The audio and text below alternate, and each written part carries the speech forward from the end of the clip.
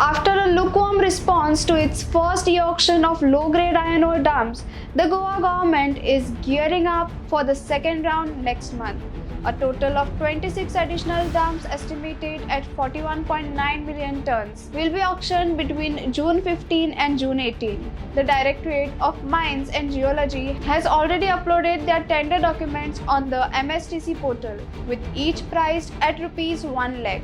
The dumps are spread across Sangay, Darbandara, Satteri, Bicholi and Bardez, with the largest located at Kudne. In the first phase, only one dump received a successful bid, highlighting limited industry interest. Officials hope the second round will attract better participation as the state looks to boost revenue from its mining resources.